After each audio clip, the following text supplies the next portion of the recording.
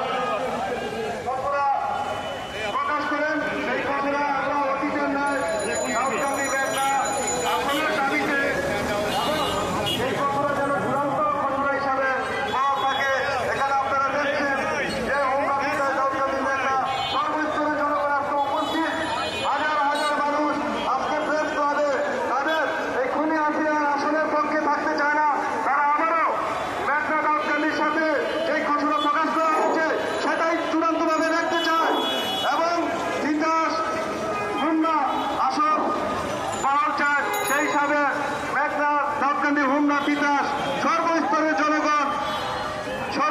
জনগণ এবং সর্বস্তরের নেতৃবৃন্দ আজকে এখানে উপস্থিত। আমরা নির্বাচন কমিশনকে ইতিমধ্যে বলতে চাই, আপনাদেরকে আমরা ধন্যবাদ জানিয়ে যে আপনাদের ঘোষণা এ আশা ব্যক্ত করে আমি আমার বক্তব্য শেষ করলাম। আমাদের মাঝে এসে উপস্থিত হয়েছে এখন